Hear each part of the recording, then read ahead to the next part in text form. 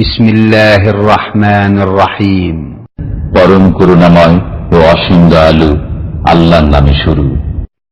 ومن أحسن قولا ممن دعا إلى الله وعمل صالحا وقال إنني من المسلمين।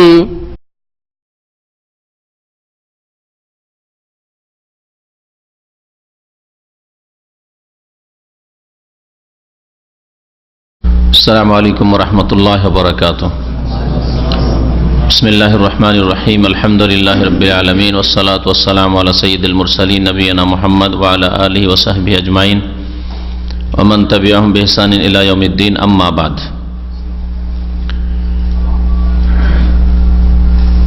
আল্লাহ পাক রব্বুল আলামিনের সমস্ত প্রশংসা যে আল্লাহ পাক আমাদের জন্য দ্বীন ইসলামের বিধিবিধান কোরআন এবং হাদিসের আলোকে নাযিল করেছেন। সে আল্লাহ পাকের যাবতীয় প্রশংসা। আল্লাহ পাক রব্বুল আলামিন শেষ রাসূল পাঠিয়েছেন, যার মাধ্যমে আমাদের জন্য দ্বীনকে সম্পূর্ণ করেছেন। সালাত এবং সালাম নাযিল প্রিয় নবী মুহাম্মদ রাসূলুল্লাহ সাল্লাল্লাহু আলাইহি সাল্লামের উপর, যার আদর্শই সর্বোত্তম আদর্শ, যার আদর্শ মেনে চলা প্রত্যেক মানুষের উপর ফরজ, যার আদর্শ সম্পর্কে জানা এবং তা বিশ্বাস করা যে তা আল্লাহর পক্ষ থেকে, তার নিজের পক্ষ থেকে নয়, এবং তার বাস্তবায়ন করা প্রত্যেক মানুষের জন্য ফরজ। বিশেষভাবে যারা নিজেকে মুসলিম বলেন, আল্লাহর দ্বীনের সামনে আত্মসমর্পণ করেছেন, আল্লাহ পাকের সামনে আত্মসমর্পণ করেছেন, রাসূলুল্লাহ সাল্লাল্লাহু আলাইহি ওয়াসাল্লামের আনুগত্যের সামনে আত্মসমর্পণ করেছেন, এর ওয়াদা করেছেন কালিমা তাইয়্যিবার শাহাদাতের মাধ্যমে, তার জন্য রাসূলুল্লাহ সাল্লাল্লাহু আলাইহি ওয়াসাল্লামের আদর্শ জীবনের প্রত্যেকটি ক্ষেত্রে মেনে চলা আবশ্যক। আমাদের আলোচনার বিষয়বস্তু হচ্ছে সংক্ষিপ্ত জাদুল মাদ, এই কিতাবের দর্সের তৃতীয় পর্ব। তৃতীয় পর্বে যে বিষয়টি আলোচনা করেছেন লেখক, তা হচ্ছে রাসূলুল্লাহ সাল্লাল্লাহু আলাইহি ওয়াসাল্লামের আদর্শ সম্পর্কে জ্ঞান অর্জন করা আবশ্যক, ফরজ। এটা সংক্ষেপে বলার পরে রাসূলুল্লাহ সাল্লাল্লাহু আলাইহি ওয়াসাল্লামের আদর্শ উযু সম্পর্কে কি ছিল তা পেশ করেছেন। আজকে এই বিষয়টি নিয়ে আলোচনা করব। এখানে আরেকটি কথা জেনে রাখা ভালো, সেটা হচ্ছে যে মূল কিতাব যে জাদুল মাদ, ইমাম ইবনুল কাইয়্যিম রাহমাতুল্লাহ আলাইহির, তাতে ভূমিকার পরে ঈমানের কথা এবং রাসূলুল্লাহ সাল্লাল্লাহু আলাইহি সাল্লামের জীবনীর কথা রয়েছে। ভূমিকার পরে রয়েছে রাসূলুল্লাহ সাল্লাল্লাহু আলাইহি সাল্লামের সিরাত, জীবনী, নবী সাল্লাল্লাহু আলাইহি সাল্লামের আখলাক চরিত্র কেমন ছিল, নবী করিম সাল্লাল্লাহু আলাইহি সাল্লামের পুরো জীবনীটা মোটামুটি সংক্ষেপে, সৃষ্টিগত দিক থেকে তিনি কেমন ছিলেন, আখলাক চরিত্রের দিক থেকে কেমন ছিলেন, যেটাকে সিরাত বা জীবনী বলা হয়। জীবনীটা এখানে সংক্ষিপ্ত যিনি করেছেন, অর্থাৎ শেখ ইমাম মুহাম্মদ ইবনে আব্দুল ওয়াহাব রাহমাতুল্লাহ আলাইহি, তিনি সরিয়ে দিয়েছেন কিতাবকে সংক্ষেপ করার জন্য, কারণ কিতাব তো অনেক বড়, আর রাসূলুল্লাহ সাল্লাল্লাহু আলাইহি ওয়াসাল্লামের সিরাতটা এখানে নিয়ে আসলে আরো বড় হয়ে যেত। এই জন্য নবী সাল্লাল্লাহু আলাইহি ওয়াসাল্লামের জীবনের দিকটা কে তিনি এখানে পেশ করেননি। শুরু করেছেন সরাসরি নবী সাল্লাল্লাহু আলাইহি ওয়াসাল্লাম ইবাদত বন্দেগী, ওযু, তায়াম্মুম, আর তারপরে পবিত্রতার বিভিন্ন দিক, গোসল, আর এসব শেষ করার পরে সালাত, নামাজ, যাকাত ইত্যাদি ইত্যাদি। আমরা যেহেতু আলোচনা করছি বা দর্শ করছি সংক্ষিপ্ত জাদুল মাদের, সেজন্য এই কিতাবকে সামনে রেখেই আমরা সরাসরি নবী সাল্লাল্লাহু আলাইহি ওয়াসাল্লামের ইবাদতে কি আদর্শ ছিল তাতেই ঢুকে পড়ব। আর ইনশাআল্লাহ এই কিতাব শেষ হলে রাসূলুল্লাহ সাল্লাল্লাহু আলাইহি ওয়াসাল্লামের সিরাত বা জীবনের দিকটা, যেটা এখানে আলোচিত হয়েছে প্রথম এই কিতাবের মূল কিতাবে, সেটা আমরা আবার ইনশাআল্লাহ তাআলা আমাদের আলোচনায় বা দর্শে পেশ করব। শেখ মুহাম্মদ আব্দুর রহমাতুল্লাহ আলাইহির একটি কিতাব রয়েছে মুখতাসার সিরাতুর রাসূল, সংক্ষিপ্ত রাসূলুল্লাহ সাল্লাল্লাহু আলাইহি ওয়াসাল্লামের সিরাত। হয়তো তিনি আরেকটি কিতাব যেহেতু রাসূলুল্লাহ সাল্লাল্লাহু আলাইহি ওয়াসাল্লাম জীবনের উপর লিখেছেন অলরেডি, সেই জন্যই হয়তো এই সংক্ষিপ্ত জাদুল মাদে রাসূলুল্লাহ সাল্লাল্লাহু আলাইহি ওয়াসাল্লামের জীবনের দিকটা নিয়ে আসেননি, এটাও হইতে পারে। অথবা কিতাব বড় হয়ে যেত আর তার উদ্দেশ্য হচ্ছে রাসূলুল্লাহ সাল্লাল্লাহু আলাইহি ওয়াসাল্লামের জীবনের ইবাদত, মুআমালাত, আদান প্রদান, হালাল হারাম এগুলি তুলে ধরা, যে রাসূলুল্লাহ সাল্লাল্লাহু আলাইহি ওয়াসাল্লামের আদর্শ কেমন ছিল ইবাদত বন্দেগীর ক্ষেত্রে, তাহারাতের ক্ষেত্রে, তারপরে ব্যবসা বাণিজ্যের ক্ষেত্রে, হালাল হারামের ক্ষেত্রে, বিবাহ শাদীর ক্ষেত্রে, এগুলি পেশ করা হচ্ছে আসল উদ্দেশ্য এই সংক্ষিপ্ত জাদুল মাদে। যার ফলে প্রথমে ভূমিকার পরে শুরু করে দিয়েছেন রাসূলুল্লাহ সাল্লাল্লাহু আলাইহি ওয়াসাল্লামের উজুর ক্ষেত্রে আদর্শ। তার আগে যে বিষয়টি উল্লেখিত হয়েছে সেটা হচ্ছে, লেখক বলছেন ফাসলুন, এই অধ্যায় হচ্ছে ফি ওজুবে মারিফাতে হাদির রাসূল সাল্লাল্লাহু আলাইহি ওয়াসাল্লাম, রাসূলুল্লাহ সাল্লাল্লাহু আলাইহি ওয়াসাল্লামের আদর্শ সম্পর্কে জ্ঞান অর্জন করা, জানা যে ফরজ এ সম্পর্কে। রাসূলুল্লাহ সাল্লাল্লাহু আলাইহি ওয়াসাল্লাম আদর্শ, এই আদর্শ সম্পর্কে জ্ঞান হাসিল করা ফরজ, প্রত্যেক মানুষের জন্য ফরজ। কারণ রাসূলের দাওয়াত মুসলিম কাফের, কালো সাদা, পশ্চিমা আর পূর্বের যে কোনো মানুষের জন্য ফরজ, সেজন্য প্রত্যেক মানুষের জন্য জানা ফরজ। কিন্তু যে এখনো কুফরের অবস্থায় রয়েছে, অমুসলিম হয়েছে, এখন ইসলামে আসেনি, রাসূলের নিয়ে আসা কালেমাকে মানেনি, প্রথমে কালেমা স্বীকার করবে, তারপরে জানা শুরু করবে রাসূলুল্লাহ সাল্লাল্লাহু আলাইহি ওয়াসাল্লামের আদর্শ সম্পর্কে বিস্তারিত। তবে একজন মানুষ আল্লাহ পাকের বান্দা হিসাবে, আল্লাহ পাকের তৌহিদ একত্বর ক্ষেত্রে রাসূলুল্লাহ সাল্লাল্লাহু আলাইহি ওয়াসাল্লামের আদর্শ, আল্লাহ পাকের তৌহিদের বিপরীত, তৌহিদ বিরোধী শিরক সম্পর্কে প্রত্যেক মানুষের জন্য জানা ফরজ। কারণ তৌহিদকে গ্রহণ করবে, যেটা হচ্ছে মানুষের প্রকৃতি স্বভাব, আর শিরককে বর্জন করবে। আর তৌহিদ গ্রহণ করলেই, শিরক বর্জন করলেই রাসূলুল্লাহ সাল্লাল্লাহু আলাইহি ওয়াসাল্লামের দিন ছাড়া, নিয়ে আসা দিন ছাড়া অন্য কোনো দিনে তৌহিদ পাবে না, শিরক মুক্ত। সমস্ত ধর্মে তৌহিদের জায়গা শিরকে দখল করে নিয়েছে। লেখক বলছেন যে আমাদের যে ভূমিকা এর আগে আলোচনা করা হয়েছে, যে ভূমিকাতে পবিত্র বস্তু আর নোংরা বস্তু, তৈয়ব ভালো আর খাবিস মন্দ, এই দুটো বিষয় নিয়ে আলোচনা করেছেন। আর তার আগের ভূমিকাতে তিনি আলোচনা করেছেন আল্লাহ পাক রব্বুল আলামিন প্রত্যেক বস্তু থেকে, প্রত্যেক সৃষ্টি থেকে তিনি মনোনয়ন করেন। আল্লাহ পাকের মনোনয়ন, আল্লাহ পাকের চয়েস, আল্লাহ পাকের এখতিয়ার, আল্লাহ পাকের বাছাই, এই দুটি বিষয় আলোচনা করা হয়েছে।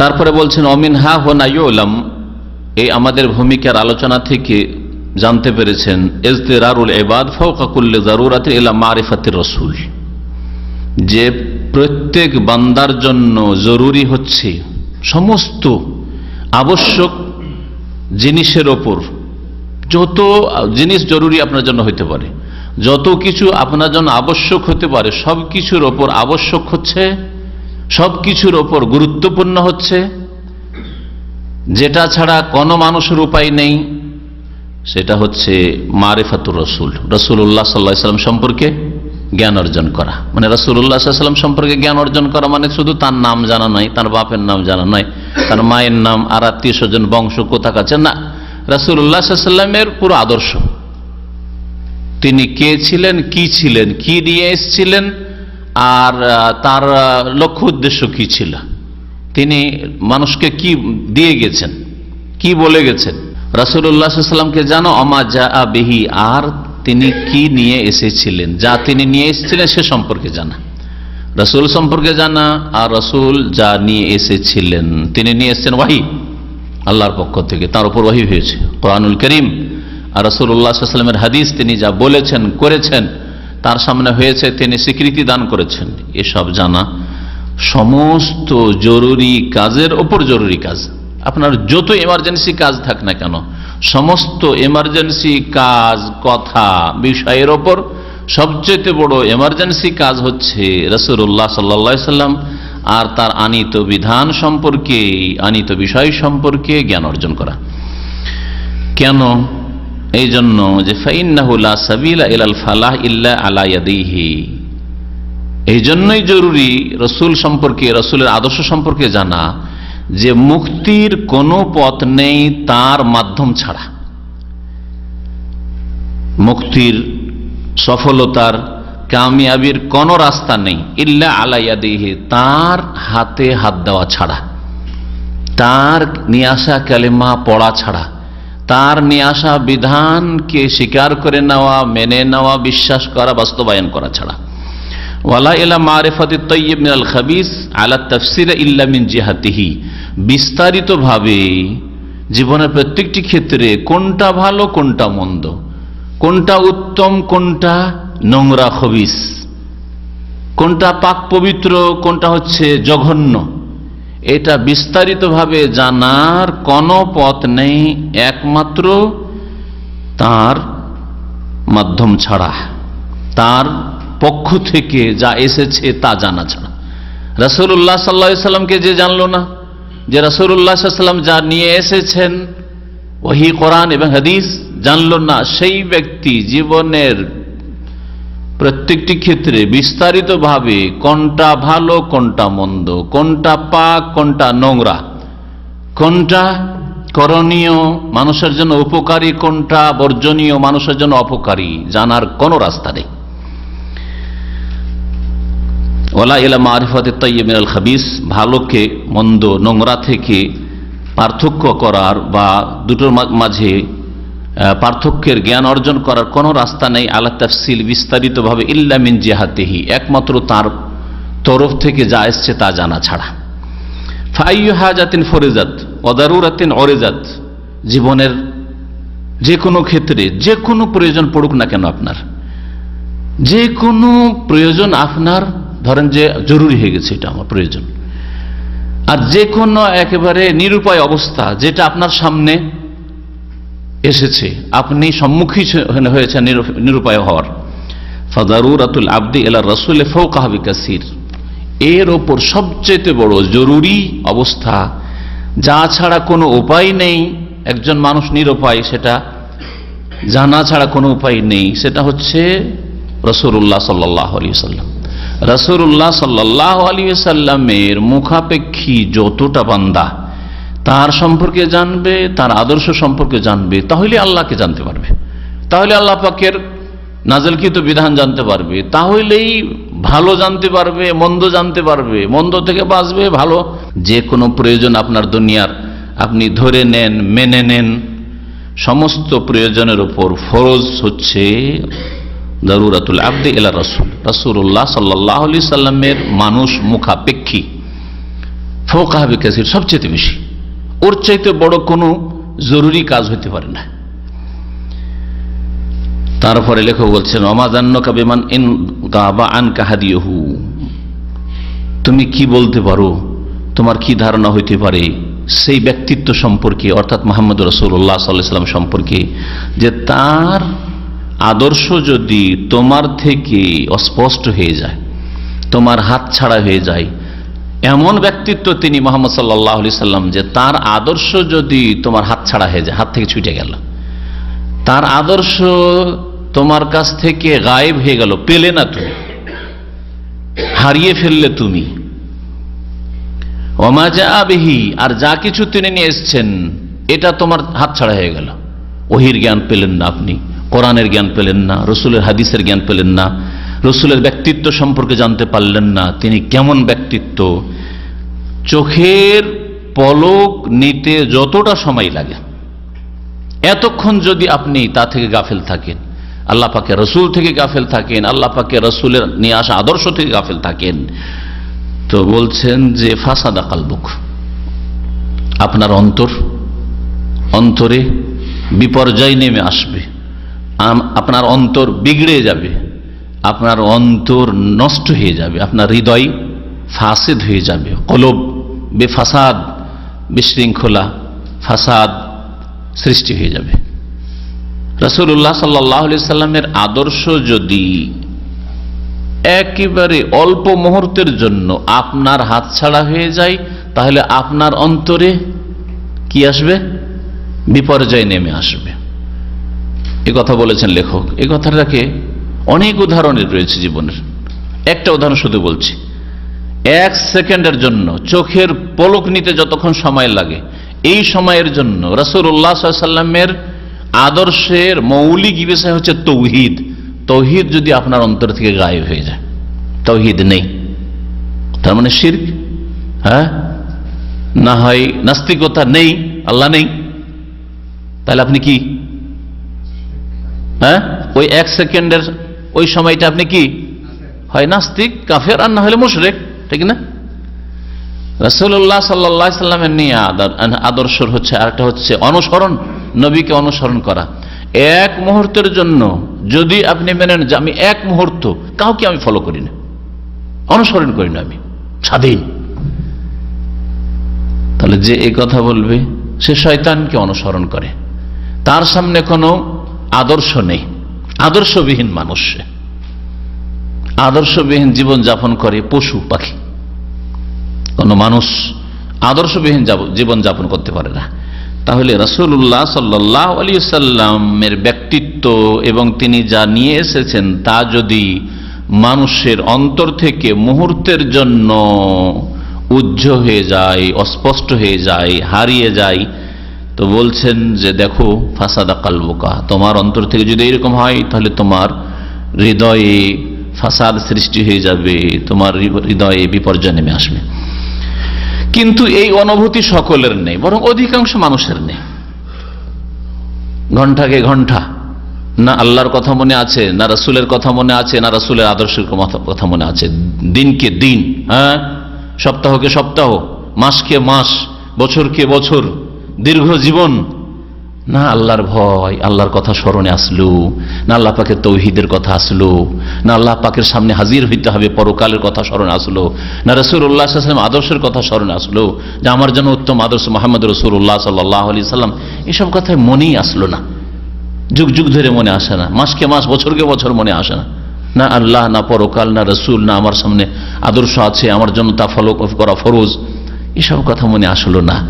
তারপরেও অনেকেই কিছুই টের পায় না, অনেকেই, বরং অধিকাংশ লোকই কোনো কিছুই টের পায় না, তাই না? কেন টের পায় না? লেখক একটা চমৎকার উদাহরণ দিয়েছেন।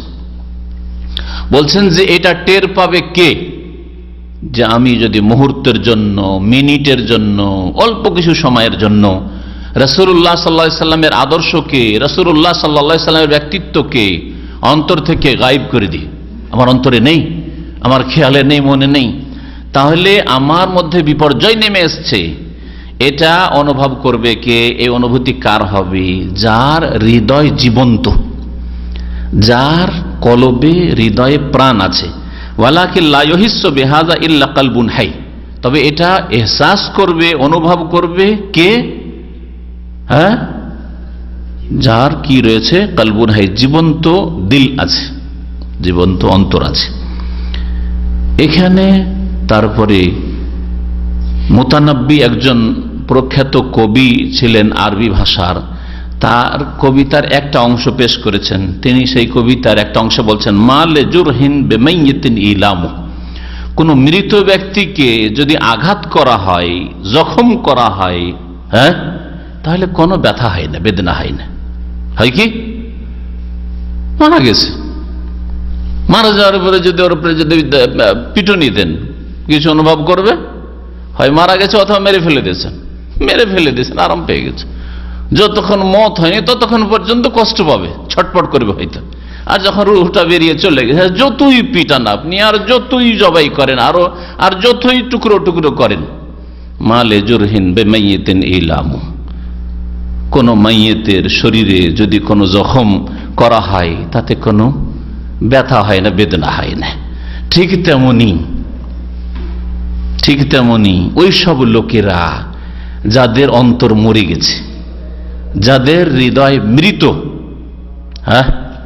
মান কানা মাইতান, আল্লাহ কোরআনে কারীমে একটি আয়াতে বলেছেন যে মক্কা এবং মক্কার লোকেরা কি ছিল?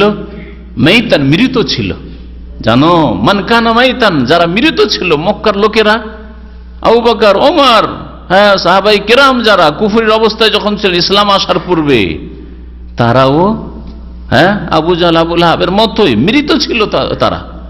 ফাহিয়াইনাহু, আল্লাহ বলছেন তাদেরকে আমি হায়াত দান করেছিলাম। এটা কোন হায়াত? বেঁচে ছিলেন না ওই লোকেরা? ফাহিয়াইনাহু ওয়া জাআলনা লাহু নূরান, এবং তাদেরকে একটা নূর দিলাম।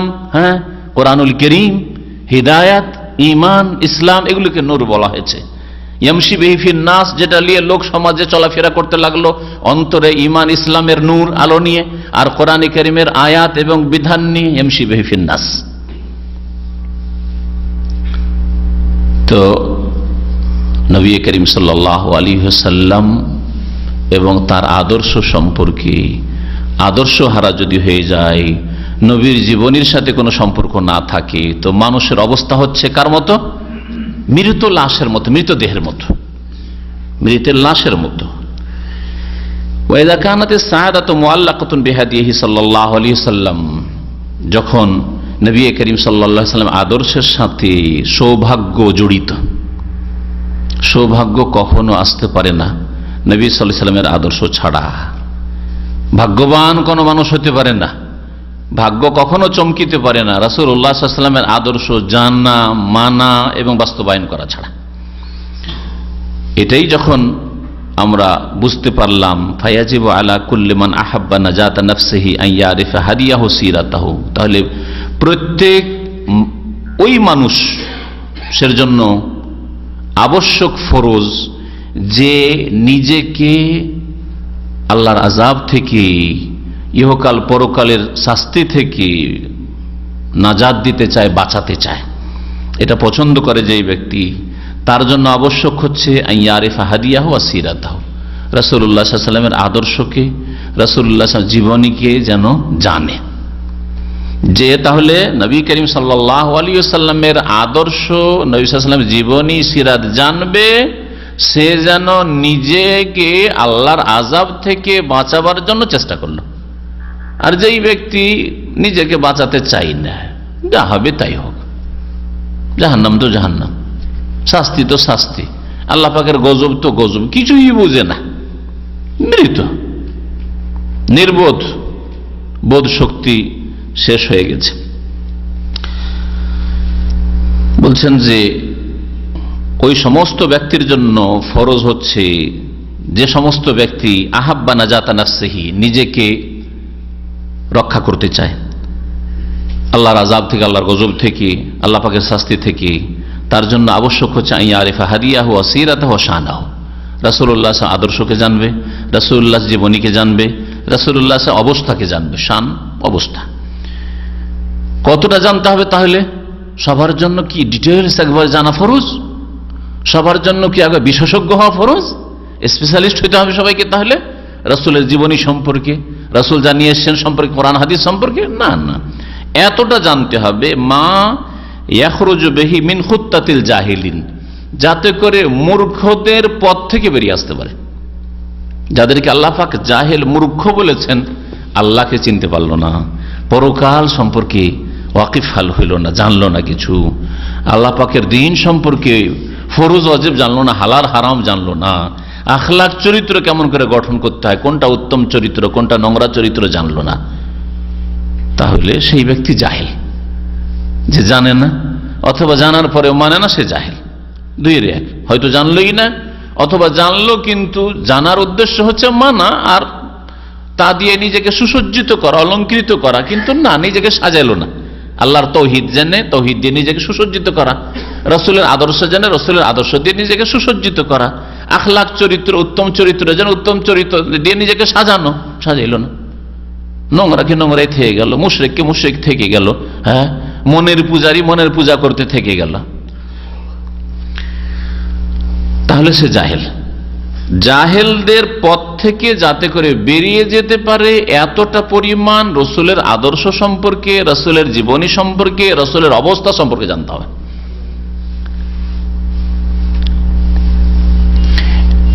এই বিষয়টিতে মানুষ তিন ভাগে বিভক্ত। লেখক বলছেন এই বিষয়ে, কোন বিষয়ে? মানে মূর্খতা থেকে বেরিয়ে আসবেন, মূর্খতার ঊর্ধ্বে আপনি উঠবেন। মূর্খকে তাহলে জানে অথচ মানে না, অথবা জানলো না, এরা হচ্ছে মূর্খ। আবু জাহাল, তার কাছে ইসলামের দাওয়াত পৌঁছেছে সুন্দরভাবে, স্বয়ং নবী পৌঁছেছেন, তাই না? হ্যাঁ, রাসূলের আপন চাচা আবু লাহাব তার কাছে দাওয়াত পৌঁছেছে, স্পষ্টই জেনেছে। রাসূলের আপন চাচা আবু তালেব তার কাছে দাওয়াত পৌঁছেছে, কিন্তু মানেননি। কেউ কট্টর দুশ্মন, কেউ দুশ্মন না হলেও মানেনি, এক কথায়, তাই না? তো এরা জানার পরেও মানেনি, সেজন্য জাহেলের আবু জাহালের জন্য ওর উপাধি, উপনাম। আর যারা জানলই না, জানার চেষ্টা করে, না না না যাবি না ওখানে, জানবি না, যাস না ওখানে, ইসলামিক সেন্টারে যাস না, জানবেই না, দূরেই থাকবে। জাহেল যারা রাসূলের আদর্শ সম্পর্কে, জীবনী সম্পর্কে, রাসূলুল্লাহ সাল্লাল্লাহু আলাইহি ওয়াসাল্লামের অবস্থা সম্পর্কে, তার ব্যক্তিত্ব সম্পর্কে জানলো না, অথবা জানার পরে মানল না, এই দুটি দল হচ্ছে জাহিল পৃথিবীর যে কোনো দেশের হোক না কেন। আর যারা জানলো এতটা পরিমাণ যে আমি নিজেকে যেন অজ্ঞদের পথ থেকে বের করে মুক্ত করতে পারি, অজ্ঞ না থাকি, মানে আমি ঈমান আমল দিয়ে নিজেকে সুসজ্জিত করতে পারি, সৎকর্মশীল হতে পারি, ভালো মানুষ হতে পারি, তাহলে সে নিজের ফরজ আদায় করে দিল। এই বিষয়টাতে মানে দিন ইসলাম সম্পর্কে জানার ক্ষেত্রে, রাসূল সম্পর্কে জানার ক্ষেত্রে, ওহী সম্পর্কে জানার ক্ষেত্রে, কোরআন এবং হাদিসের জ্ঞান অর্জন করার ক্ষেত্রে মানুষ তিন ভাগে বিভক্ত: মুস্তাকিল, মুস্তাকসির আর মাহরুম। লেখক তিন ভাগে ভাগ করেছেন খুব অল্প ভাষাতে। ওয়ান্নাসু ফি হাযা বাইনা মুস্তাকিল্লিন ওয়া মুস্তাকসিরিন ওয়া মাহরুম। আর মানুষ এই বিষয়ে কেউ হচ্ছে অল্প জ্ঞান অর্জনকারী, কেউ হচ্ছে মুস্তাকসির, বেশি জ্ঞান অর্জনকারী, আর কেউ হচ্ছে মাহরুম, জ্ঞান থেকে একেবারে বঞ্চিত। কত সুন্দর ভাগ, তাই না? দেখেন মুসলিম সমাজে তিন শ্রেণীর মানুষ আছে। এক শ্রেণীর লোক আছে আল্লাহ কি, পরকাল কি, নামাজ কি, যাকাত কি, রোজা কি, হজ কি, হালাল কি, হারাম কি, জায়েজ কি, নাজায়েজ কি, কোন ব্যবসা করা যাবে, কোনটা করা যাবে না, কোনো প্রয়োজন নেই, জানলই না, অথচ জন্মসূত্রে মুসলিম। একেবারে অমুসলিম কাফেরদের মতো, যারা এগুলো কিছু জানলই না, ওদের মতো অবস্থা। এদেরকে কি বলবেন আরবিতে? হ্যাঁ, মাহরুম, বঞ্চিত, বঞ্চিত, বঞ্চিত। যা দিয়ে তার ভাগ্যকে চমকাবে, সুন্দর করবে, দুনিয়া আখেরাত সুন্দর হবে, তার এই বিষয়ে সে মাহরুম, একবারে বঞ্চিত, হতভাগা। দুই নম্বরে কিছু লোক আছে, অধিকাংশ মুসলিমদের যে অবস্থা এখন, সেটা হচ্ছে অল্প স্বল্প কিছু জ্ঞান রাখে, অল্প স্বল্প কিছু জানে, আর অল্প স্বল্প ওই ভুল নামাজই জানে, হয়তো বিদাতি নামাজি, নামাইতো দিয়ে নামাজ পড়া জানে, মনে করে অতি যথেষ্ট, নামাজ পড়ি আবার কি জানার আছে। মূর্খতার এই অবস্থায় অনেক আরবরা বলে যে একে আবার দাওয়াত দেওয়ার কি আছে, তো মুসলিম মুসলিম, এগুলো সব মুসলিম মুসলিম, মানে মনে হচ্ছে যে মুসলিমদের ইসলাম শিখার কোনো প্রয়োজন নেই, বাপ মা মুসলিম, সেজন্য আর ইসলাম শিখার প্রয়োজন নেই। অথচ একেবারে যে ইসলামের ওপর আছে, যে কাজগুলি করে, অধিকাংশ ক্ষেত্রে ইবাদত বন্দির ক্ষেত্রে ভুল করে। অল্প জ্ঞান তো ইসলাম সম্পর্কে আছে, কিন্তু সেটা যথেষ্ট না। এরা হচ্ছে মুস্তাকিল্লিন, ইস্তাকাল্লা মানে কালিল থেকে, কালিল মানে কম, মুস্তাকিল্লিন অল্প জ্ঞান রাখে, ইসলাম সম্পর্কে জ্ঞানের স্বল্পতা। আজকাল অধিকাংশ মুসলিমদের ইসলাম সম্পর্কে, রাসূলের আদর্শ সম্পর্কে, রাসূলুল্লাহ সাল্লাল্লাহু আলাইহি ওয়াসাল্লামের নিয়ে আসা বিধান সম্পর্কে তাদের জ্ঞানের অবস্থা হচ্ছে কি শোচনীয়, শোচনীয় অবস্থা একবারে।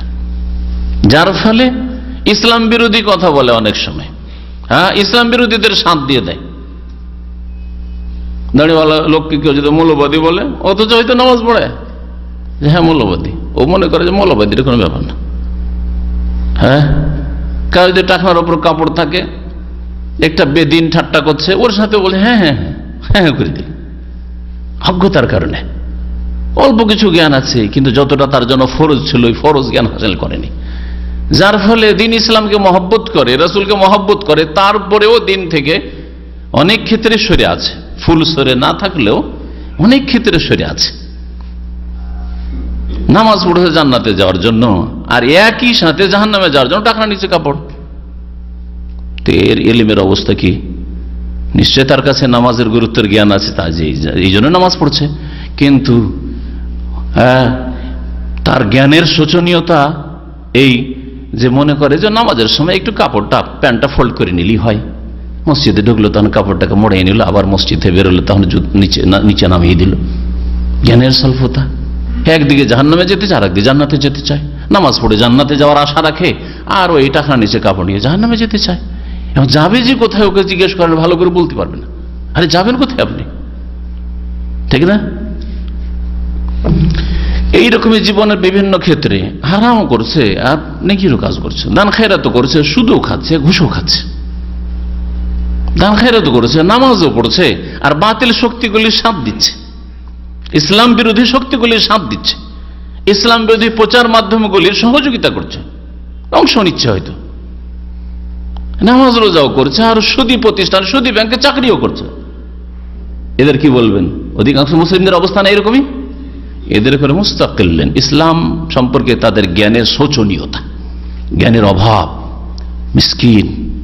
আল্লাহ পাক যেন মুসলমানদেরকে ফিরে আসার তৌফিক দান করেন দিন ইসলামকে। আর 3 নম্বরে অল্প কিছু লোক আছে মুসলিম উম্মতে, অমুসলিমের তো নাই, আর মুসলিম সমাজের অধিকাংশ নাই, মুসলিমদের অল্প সংখ্যা কিছু লোক আছে মুস্তাকসির, দিন সম্পর্কে মোটামুটি যথেষ্ট জ্ঞান অর্জনের চেষ্টা করে। বয়স হয়ে গেছে, এখন আর ছাত্র জীবন নেই, 30 বছর 40 বছর, আলহামদুলিল্লাহ আপনাদের মতো লোক 50 বছর 60 বছর, তারপরে না শিখা শেষ, আমাকে সারা জীবন শিখতে হবে, অনেক কিছু শিখার আছে। নামাজ পড়লে কি, আমাকে অনেক কিছু শেখার আছে, রোজা রাখলে কি হবে, যাকাত দিলে কি হবে, দিনের কাজ করলে কি হবে, আমি অনেক কিছু জানি না। এই অনুভূতিটা আছে। এই যে অনুভূতি আছে, তার মানে এর হৃদয়ে প্রাণ আছে, এই জন্য এহসাস করতে পারছে। অমালে জুরহিন বেমাইয়াতিন ইলামু, আর যার জানার প্রয়োজন, আমি মুসলিম, নামাজ পড়ি, আর আবার কি শিখার আছে?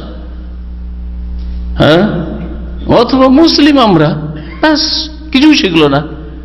এদের অবস্থা হচ্ছে কি, এদের হৃদয়টা হচ্ছে মৃত, মৃত মানুষের মতো, মৃত দেহের মতো। যেমন মৃত দেহকে আঘাত করলে কোনো কষ্ট পায় না, ঠিক তেমনি এই যারা অল্প বিদ্যা নিয়ে ইসলামের জ্ঞান সম্পর্কে শোচনীয়তা আছে, জানান, দাওয়াত দেন, তারপরেও শিখতে চায় না, এদের অবস্থা এরকম, কোনো অনুভূতি নেই, কোনো চেতনা নেই। ওয়াল ফাজলু বিয়াদিল্লাহ, আর অনুগ্রহ কার হাতে? আল্লাহর ফজল করম, অনুগ্রহ আল্লাহ পাকের হাতে। ইউতিহি মান ইয়াশা, দ্বীন সম্পর্কে জ্ঞান কাকে দান করেন? যাকে আল্লাহ ভালোবাসেন। মান ইউরিদিল্লাহু বিহি খায়রান ইউফাক্কিহু ফিদ্দীন, রাসূলুল্লাহ সাল্লাল্লাহু আলাইহি ওয়াসাল্লাম, সহিহ বুখারীর হাদিস, কিতাবুল ইলমে, ইলমের অধ্যায় রয়েছে। আল্লাহ যার সাথে ভালাইয়ের ইচ্ছা করেন, কল্যাণের ইচ্ছা করেন, মঙ্গলের ইচ্ছা করেন, তাকে আল্লাহ পাক কি করেন? ধন দেন, হ্যাঁ, নেতৃত্ব দেন, রাজা বাদশা বানিয়ে দেন, হ্যাঁ, রাষ্ট্রনায়ক বানিয়ে দেন, হ্যাঁ, কি করেন? ইউফাক্কিহুহু ফিদ্দীন, তাকে আল্লাহ দ্বীনের ফিকহ, দ্বীনের জ্ঞান দান করেন। দ্বীন সম্পর্কে আপনাকে জানার আল্লাহ সুযোগ করে দিয়েছেন, মন মানসিকতা তৈরি করেছেন, অন্তরটা দ্বীন শিক্ষার ক্ষেত্রে ফিরিয়ে দিয়েছেন। মানে আল্লাহ এখন আপনার জন্য কল্যাণ চান, আপনাকে ভালো পথে লাগিয়ে দিয়েছেন, সবচেয়ে শ্রেষ্ঠ মানুষদের পথ। খায়রুকুম মান তাআল্লামাল কুরআন ওয়া আল্লামা, তোমাদের মধ্যে সবচেয়ে শ্রেষ্ঠ ওরা যারা কোরআন শিখে অথবা শিখায়। আল্লাহ পাকের দ্বীন, কোরআন নিয়েছেন রাসূল, যে কোরআন শিখবে সে রাসূলকে জানবে, যে কোরআন শিখবে সে দ্বীনের হালাল হারাম জানবে, ফরজ ওয়াজিব জানবে, করণীয় বর্জনীয় জানবে।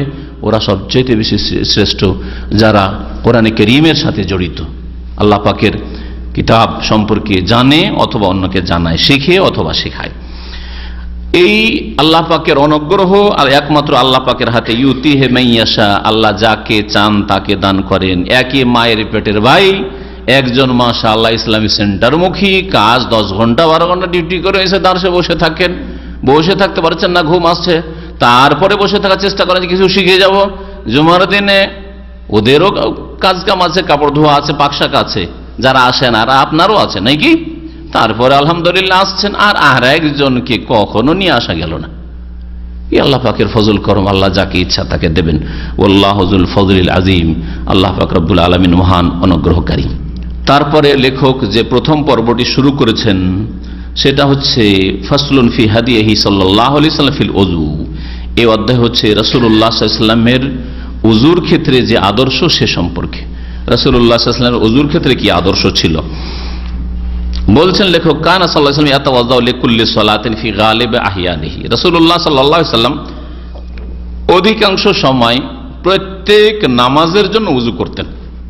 ওযু থাকলেও ওযুর নবায়ন করতেন। তাহলে এটা আমার জন্য আপনার জন্য ভালো, ওযু থাকলেও পানির ব্যবস্থা আছে, উজুর ব্যবস্থা আছে, তাহলে প্রত্যেক নামাজের জন্য উজু করে নেন। ভালো, আলোর ওপর আলো, নূর আলা নূর, ভালো হইল, নাকি পেলেন। উজু একটি ইবাদত, উজুর মাধ্যমে গুনাহ খাতা ঝরে পড়লো, মাফ হইল, মর্যাদা উঁচা হইল। সুতরাং এটা হচ্ছে সবচেয়ে ভালো। অধিকাংশ সময় করেছেন, তার মানে অনেক সময় কিছু কিছু সময় কি করেছেন, এক উজু দিয়ে কয়েক ওয়াক্ত নামাজ পড়েছেন। জি, ও রুব্বামা সাল্লাহ সালাওয়াতি বে উজুইন ওয়াহিদ, আর কখনো কখনো কয়েক ওয়াক্ত নামাজ পড়েছেন রাসূলুল্লাহ সাল্লাল্লাহু আলাইহি ওয়াসাল্লাম এক উজু দিয়ে, এটাও করেছেন। তাহলে আমাদের জন্য স্পষ্ট এই ক্ষেত্রে। শীতের দিনে আমরা মনে করলে হয়তো আসরের উজু দিয়ে আসর মাগরিব এসব পড়ে নিলাম, কোনো দোষ নেই।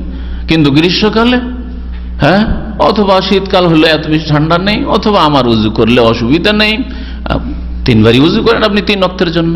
হ্যাঁ, এটা নবী সাল্লাল্লাহু আলাইহি ওয়াসাল্লাম অধিকাংশ সময় করেছেন।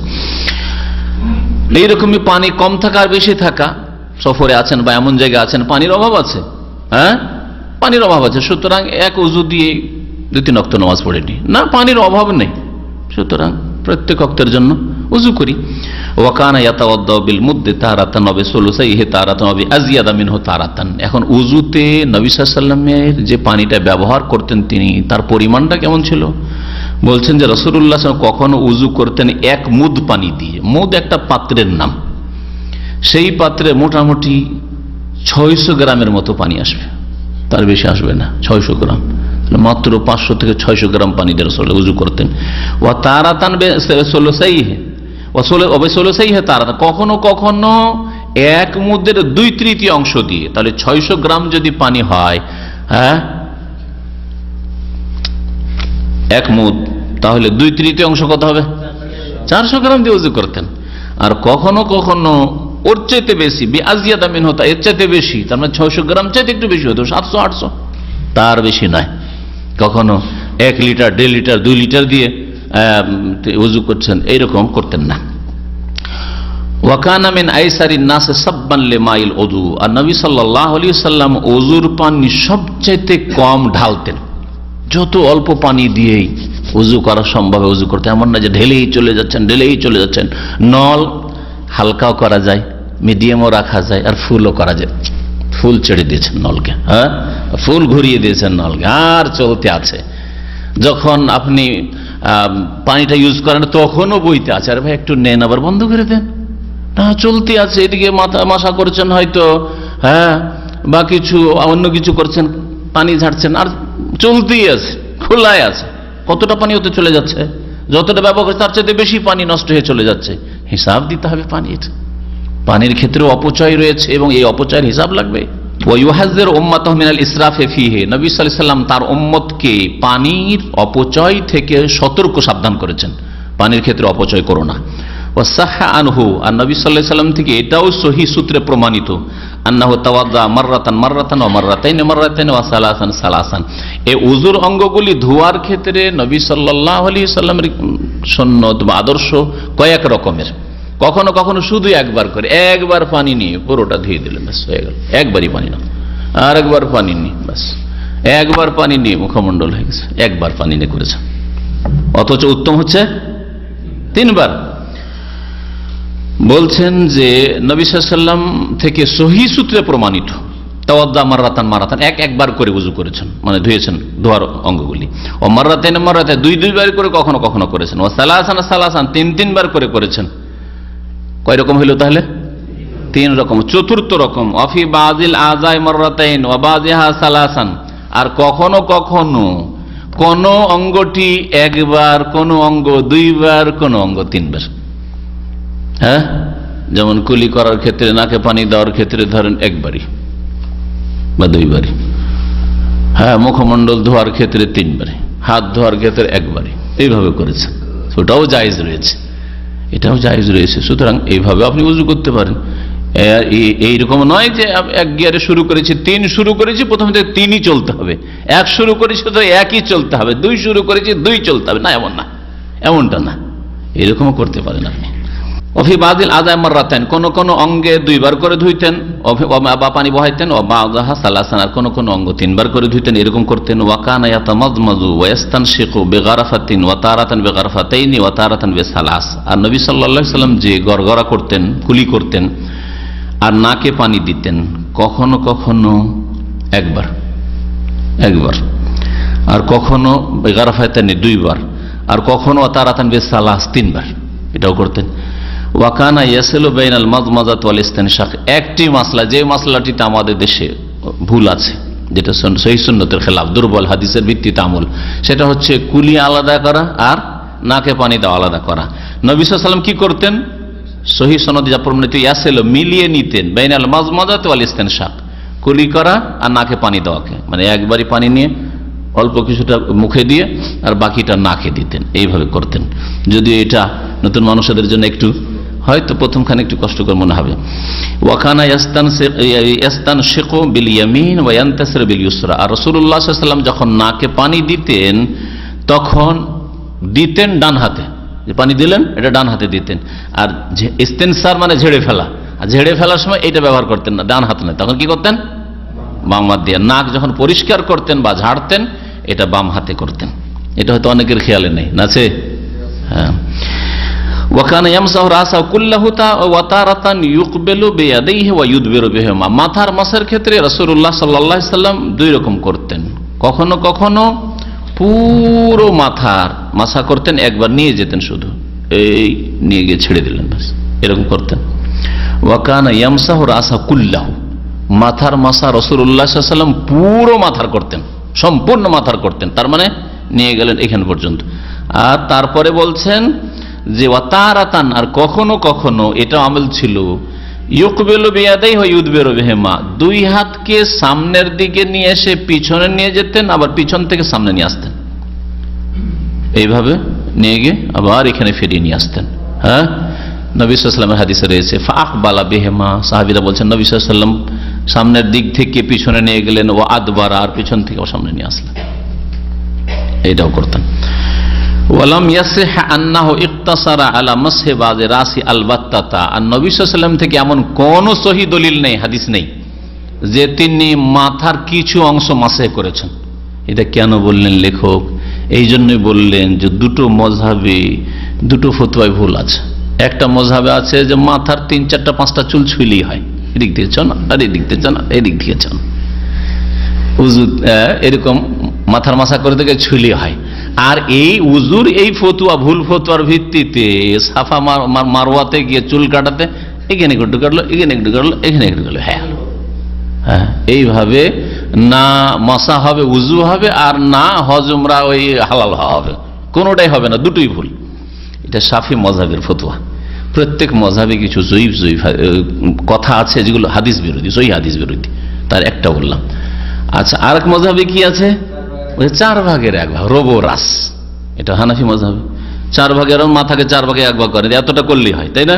মানে বেশি দেখাইলাম একটু, বলছে এতটুকু করলে হবে, আর এইদিকে না গেলেও চলবে, এইদিকে না গেলেও চলবে। এইদিকে একটু 4 ভাগ বললো, আর এখানে আবার আরেকটা পা বাড়িয়ে দিল, ঘাড় মশা। এটা কোথায় পেলেন? ঘাড় মশা জাল, এটা জাল, কথা বুঝতে পেরেছেন? আর এটা সহিহ নয়, কথা বুঝতে পেরেছেন? বরং সহিহ হাদিস যে পুরো মাথার মাসা করেছেন, একবারই নিয়ে যান, আর না হলে নিয়ে যান ফিরিয়ে নিয়ে আসেন, যেখান থেকে শুরু করেছিলেন। সুম্মা যাহাবা বিহিমা ইলা কাফাহু, এইখান পর্যন্ত নিয়ে গেলেন। সুম্মা রাদ্দাহুমা ইলাল মাকানিল্লাযী বাদা মিনহু, তারপর ওইখানে ফিরিয়ে নিয়ে যেখান থেকে শুরু করেছিলেন, স্পষ্ট হাদিস রয়েছে। এক কথায় মাথা একটু ছুঁয়ে নেওয়া এটা যথেষ্ট নয়, 4 ভাগের 1 ভাগও যথেষ্ট নয়। ওয়ালাম ইয়াসিহা, আর কোন সহিহ সনদে বর্ণিত নেই যে আন্নাহু ইখতাসারা, নবী সাল্লাল্লাহু আলাইহি ওয়াসাল্লাম ক্ষান্ত করেছেন আলা মাসহি বাযি রাসি আলবাত্তাতা, কখনো মাথার কিছু অংশের উপর, যে কিছু অংশ মাসা করে ছেড়ে দিলেন, এটা মোটেই সহিহ সূত্রে প্রমাণিত নয়। লাকিন কানা ইযা মাসাহা আলা নাসিয়াতিহি কাম্মালা আলাল আমামা, নবী সাল্লাল্লাহু আলাইহি ওয়াসাল্লাম সম্পর্কে একটা হাদিস রয়েছে যে নবী সাল্লাল্লাহু আলাইহি ওয়াসাল্লাম কপাল আর পাগড়ির উপর মাসা করলেন। হ্যাঁ, এইটা আছে, কপাল আর পাগড়ির, মানে কপাল থেকে পাগড়ি বাঁধা ছিল মাথায়, ওই সময় তিনি মাসা করেছেন। সবসময় পাগড়ি বাঁধা থাকতো না, কিন্তু কখনো কখনো পাগড়ি থাকলে পাগড়ি খোলা জরুরি না, পাগড়ির উপর মাসা করা অধিকাংশ উলামাদের নিকটে জায়েজ রয়েছে। কিন্তু আমাদের দেশি ওই মযহাবে না, শুধু পাগড়িতে মাসা চলবে না, এই জন্য তারা ওই কপালের ওই মাসাটাকে রবো রাস 4 ভাগের 1 ভাগ ধরে নিল, যে 4 ভাগের 1 ভাগ চুল ছুঁয়েছেন, ওই জন্য ওইটা ফরজ আদায় হয়েছে। না, আসলে ব্যাপারটা এরকম নয়। নবী সাল্লাল্লাহু আলাইহি ওয়াসাল্লাম মাথায় যদি পাগড়ি থেকেছে, পাগড়ি আর খুলেননি, তাহলে পাগড়ি থেকে গেল, কপাল থেকে শুরু করে চলে গেলেন পাগড়ির উপর মাসা, আর মোজার ওপর যেমন মাসা চলে তেমনি পাগড়ির ওপর আমামার ওপর মাসা চলবে, জায়েজ, বরং সুন্নাত সম্মত, নবী সাল্লাল্লাহু আলাইহি ওয়াসাল্লাম করেছেন। তো এই কথায় লেখক বলছেন, তবে নবী সাল্লাল্লাহু আলাইহি ওয়াসাল্লাম কি করতেন, লাকিন কানা ইযা মাসাহা আলা নাসিয়াতিহি, কপালের উপর মাসা শুরু করলে, মাসা করলে, কাম্মালা আলা লামা, বাকি মাসাটা আমামার ওপর পুরা করতেন, পাগড়ির ওপর পুরা করতেন। ওয়ালাম ইয়াতাওয়াদ্দা ইল্লা তামাদমাযা ওয়াস্তানশাকা, তারপরে আলোচনা করছেন গড়গড়া কুলি করা সম্পর্কে, নাকে পানি দেওয়া। এটাকে লেখক বলতে চেয়েছেন যে এটা ওয়াজিব, এটা ওয়াজিব, আর এক দলের কাছে সুন্নাতে মুআক্কাদা। যদি সুন্নাতে মুআক্কাদা হয় তো কখনো নবী সাল্লাল্লাহু আলাইহি ওয়াসাল্লাম ছাড়েননি। কুলি করার বিষয়টা হচ্ছে যে মুখের ভিতরে পানিটা গেল, তাই না? আর নাকে পানি দেওয়া মানে নাকের ভিতরটা পরিষ্কার হইলো। তো এই যে ভিতরটা, মুখের ভিতরটা আর তারপরে নাক পরিষ্কার করা, এটা জরুরি জিনিস। কারণ বাইরে থেকে যে জীবাণুগুলি আক্রমণ করে মানুষের উপর, সেগুলি হয় মুখ দিয়ে ঢোকে আর না হলে নাক দিয়ে, মানে ছিদ্র পেলে, ঠিক না? অধিকাংশ ক্ষেত্রে নাক বা মুখ দিয়ে, কান দিয়ে ঢুকলো কম, চোখ দিয়ে গেল কম, কিন্তু এই নাক দিয়ে আর মুখ দিয়ে জীবাণুগুলি আক্রমণ করে, যার ফলে কুলি করার গুরুত্ব শরীয়তে উজুর ক্ষেত্রেও গোসলের ক্ষেত্রে খুব বেশি।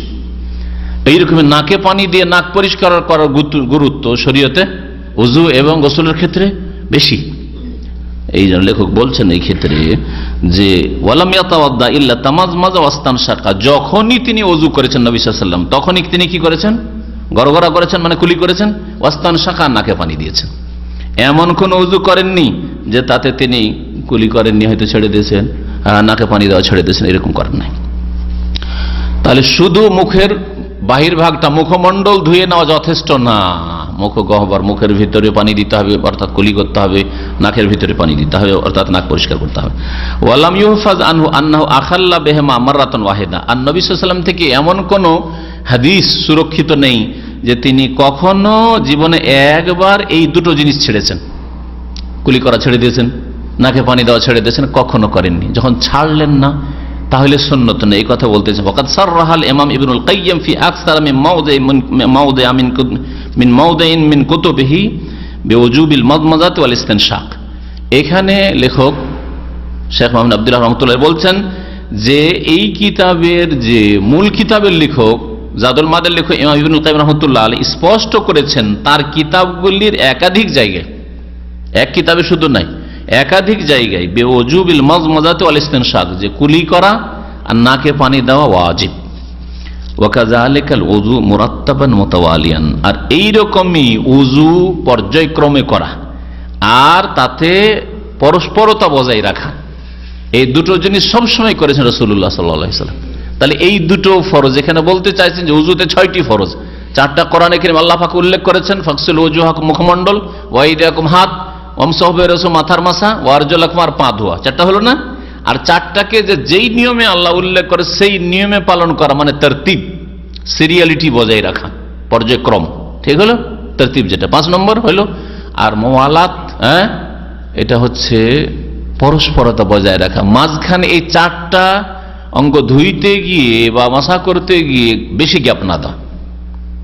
এমন না যে মুখমণ্ডলটা ধুইলেন, তারপরে একটা বন্ধু কথা বলতে লাগলো, উজু ছেড়ে দিয়ে গল্প করতে লাগলেন, 5-10 মিনিট হয়ে গেল, মুখটা শুকিয়ে গেছে, তারপরে মুখ তো ধুয়েছি 10 মিনিট আগে, আবার হাত ধুলেন, না, চলবে না। এরকম অনেকটা গ্যাপ করে দিলেন আপনি। গ্যাপ কতটা গ্যাপ চলবে? 2-1 মিনিট চলবে, যাতে আগের অঙ্গটা শুকায় না। কিন্তু যদি হাত ধুইতে যাচ্ছেন, দেখছেন চেহারা একেবারে শুকিয়ে গেছে, 10 মিনিট 15 মিনিট হয়ে গেছে, তাহলে আগের মুখ ধোয়াটা আপনার কোনো কাজে আসবে না। 6 নম্বরে তাহলে কি ফরজ? মুওয়ালাত বা পরস্পরতা বজায় রাখা ফরজ।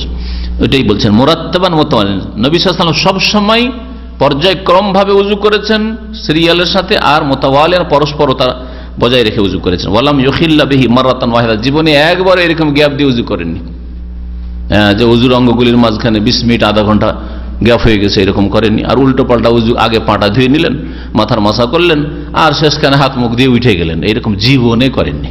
যখন করেননি তাহলে তরতিবের সাথে উযু করা কি ফরজ। জি। ওয়াকানা ইয়াগসিলু রিজলাইহি ইযা লাম ইয়াকুনা ফি জাওরাবাইনি, আর রাসূলুল্লাহ সাল্লাল্লাহু আলাইহি সাল্লামের পায়ে যদি জাওরাব না হতো, জাওরাব বলা হয় কাপড়ের মোজাকে, আর খুফ বলা হয় চামড়ার মোজাকে। নবী সাল্লাল্লাহু আলাইহি সাল্লামের পায়ে চামড়ার মোজা থাকলেও মশা করতেন, আর কাপড়ের মোজা জওরাব থাকলেও মাসা করতেন।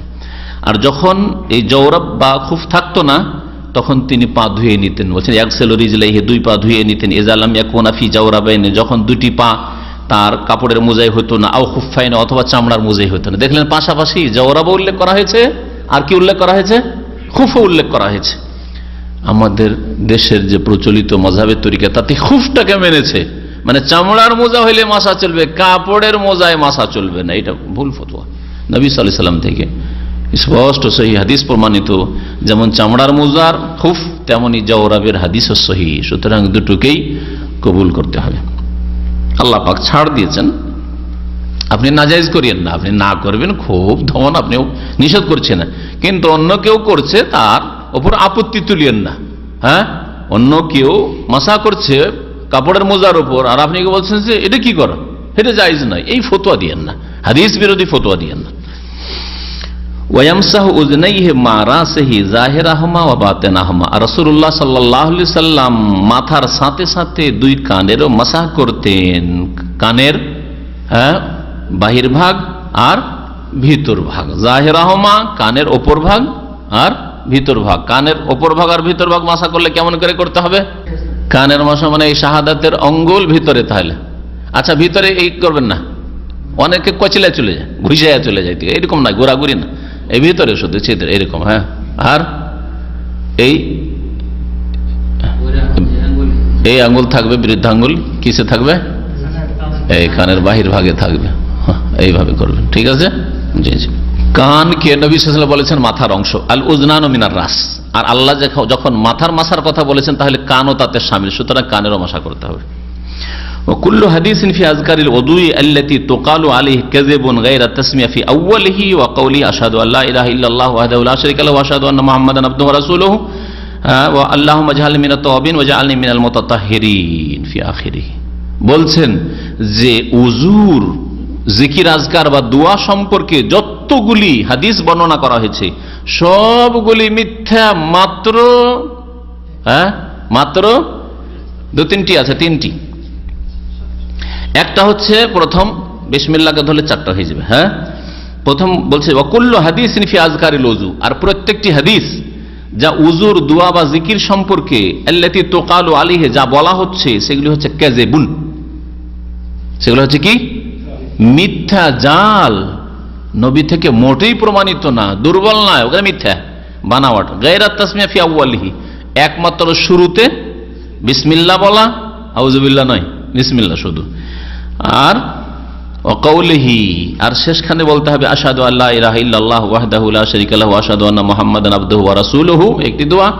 আর শেষখানে আর আরেকটি দোয়া শেষখানে হচ্ছে আল্লাহুম্মা জাআলনি মিনাত তাওয়াবিন, হে আল্লাহ আমাকে তওবাকারীদের অন্তর্ভুক্ত করে দাও, ওয়া জাআলনি মিনাল মুতাতাহহিরিন, আর আমাকে পবিত্রতা অর্জনকারীদের দলে শামিল করে দাও। ফি আখিরি, শেষখানে। ওয়া হাদিসুন আখার ফি সুনানিন নাসাই, আর একটি হাদিস রয়েছে ইমাম নাসাইর কিতাবে, লিখেছেন সুনানে নাসাই, কিন্তু প্রসিদ্ধ সুনানে নাসাইতে নেই, বরং ইমাম নাসাইর আরেকটি কিতাব রয়েছে আমালুল ইয়াউমি ওয়াল লাইলা, যা ইমাম নাসাইর ছাত্রর সাথে সম্পৃক্ত করে ছাপানো হয়েছে ইবনুস সুন্নির নামে। আমালুল ইয়াউমি ওয়াল লাইলা মানে রাত দিনের আমল, জিকির আজকার ওতে রয়েছে, ওতে এই হাদিসটি রয়েছে।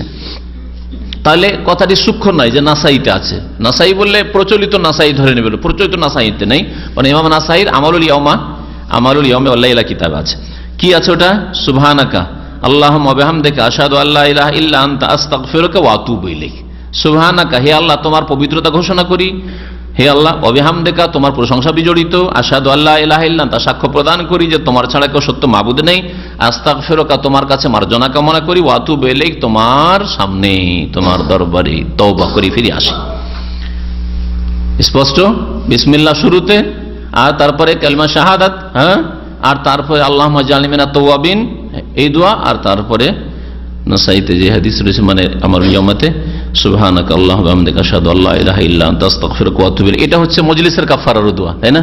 তাহলে মজলিসের কাফারা ওই দোয়াটি। ওয়ালাম ইয়াকুন ইয়াকুলু ফি আউয়ালিহি নাওয়াইতু, আরো মজার কথা শুনেন যা আমাদের দেশের অধিকাংশ মানুষরা করে থাকে, মুসলিমরা। বলছে রাসূলুল্লাহ সাল্লাল্লাহু আলাইহি সাল্লাম কখনো উজুর শুরুতে নাওয়াইতু বলতেন না। ওয়ালাম ইয়াকুন ইয়াকুলু ফি আউয়ালিহি, আর নবী সাল্লাল্লাহু আলাইহি সাল্লাম বলতেন না উজুর শুরুতে নাওয়াইতু, আমি নিয়ত করছি আল ওজুয়া লেরাফিল হাদাসে, আমার হাদাস দূর করার জন্য, এসব কথা মিথ্যা বানাওয়াট। হাদিস মিথ্যা হাদিসও নাই, মিথ্যা কথা, মানে হাদিসের নামে বানানো হয়নি, হাদিসও নেই, জাল হাদিসও নেই। এই ক্ষেত্রে একেবারে জালের উপর জাল। এক হচ্ছে জাল হাদিস, মানে রসুল বলেছেন বলে মিথ্যা গড়া, আর তার উপরে জাল হচ্ছে যে জাল হাদিসও নাই, একেবারে বাজার এমনি চালু করে দিয়েছে, না হয়তো পড়ো। বুঝতে পেরেছেন না? এই রকমের মিথ্যা হচ্ছে নিয়ত পড়া। তাহলে নিয়তের স্থান কোথায়? নতুন ভাইয়ের অনেক সময় পেরেশান হবে, নিয়ত আছে ইসলামে, কিন্তু নিয়ত জায়গায় আছে, যেখানকার জায়গায় সেখানে রাখতে হবে। নিয়ত কোথায় আছে? এখানে আছে। যদি আপনাকে বলে ভাই আপনার কথা কোথা দিয়ে বেরোয়, কোনখান দিয়ে আপনার কথা বেরোয়, কি বলবেন? বলবেন ওর যে পাগল হয়ে গেছে লোকটা, কথা বেরোয় মুখ দিয়ে বেরোয়, ঠিক না? তা আপনার নিয়ত কোথায় হয়? এইখানে হয়, এখানে হয় না। এটা বেকুফি, মুখে নিয়ত নিয়ে আসা, মুখে নিয়ত হয় না, নিয়ত এখানে হয়। আপনার এখানে নিয়ত করে এসছেন না, যে আলোচনা হবে শুনবো, এটাই এখানে নিয়ত করে এসছেন, ওইটাই নিয়ত আছে। অটোমেটিক যখন পানির কাছে আসছেন, যে উজু শুরু করছেন, তখনই একটা নিয়ত এখানে হচ্ছে যে হ্যাঁ উজুর জন্য আমি এগুলো করছি, এটা হচ্ছে নিয়ত। আর নিয়ত পড়া নয় আসলে। ওয়ালা আহাদু মিনাস সাহাবাতে আলবাতা, না কোনো সাহাবী করেছেন। আরে রসুল তো ছাড়েন সাল্লাল্লাহু আলাইহি সাল্লাম, কোন একজন সাহাবী, একজন সাহাবী কোনোদিন নাওয়াইতো পড়েননি, না উজুতে না নামাজে। ওয়ালাম ইয়াতাজাওয়াজ সালাসাত, আর রাসূলুল্লাহ সাল্লাল্লাহু আলাইহি সাল্লাম কখনো 3 বারের বেশি উজু করেননি, কোন অঙ্গ 4 বার 5 বার ধৌত করেননি। সুতরাং এটাও বাড়াবাড়ি, গুনার কাজ। ওয়াকাযালিকা লাম ইয়াসবুত আন্নাহু তাজাওয়াজ আল মিরফাকাইন ওয়াল কাবাইন, আর এটাও নবী সাল্লাল্লাহু আলাইহি ওয়াসাল্লাম থেকে প্রমাণিত নয় যে যেহেতু উজুর অঙ্গগুলি চমকিবে এই জন্য বেশি করে চমকে দেবো, এইখান পর্যন্ত ধুইব, চলবে? বাড়াবাড়ি, এটাও বাড়াবাড়ি।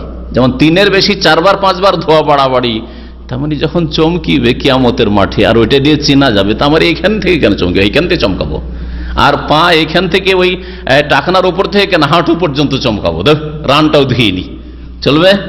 বাড়াবাড়ি, গুনাহ হবে, গুনাহ হবে। ইসলামে অতিরঞ্জন বাড়াবাড়ি গুনাহ, কিন্তু যেটা ইসলামে নেই সেটা যদি আপনি করেন তাহলে সেটা বাড়াবাড়ি। ওয়ালাম ইয়াকুন ইয়াতাদু তানশিফ আযাইহা, রাসূলুল্লাহ সাল্লাল্লাহু আলাইহি ওয়াসাল্লামের অভ্যাস ছিল না যে উযুর অঙ্গগুলি ধোয়ার পরে তিনি কাপড় ব্যবহার করবেন, গামছা ব্যবহার করবেন, তয়লা ব্যবহার করবেন আর মুছবেন, এটা অভ্যাস ছিল না। তানশিফ মানে শুকানো, অঙ্গগুলি শুকানো, কাপড় দিয়ে মুছে, এটা তার অভ্যাস ছিল না। বুঝতে পেরেছেন না? অভ্যাস ছিল না তার মানে কি জায়েজ নয়? অভ্যাস ছিল না, কখনো কখনো কেউ দিল কাপড় মুছে নিলেন, আর না হলে ঝেড়ে নিতেন। তাহলে আপনার জন্য আমার জন্য কি করণীয়? আমার জন্য আপনার জন্য এটাকে সুন্নত মনে করবেন না কখনো যে মুছতেই হবে, আর মুছা চলবে না এটাও মনে করবেন না। যদি আপনার ঠান্ডা লাগার ভয় থাকে, শীতকাল ঠান্ডা লাগছে, পানিগুলো থেকে যাবে, অথবা কাপড় চোপড় ভিজে যাবে, কাপড়টা তাড়াতাড়ি এক্ষুনি আমি লম্বা করবো, তো মুছে নেন, আপনি টিস্যু আছে, কাপড় আছে, মুছে নেন।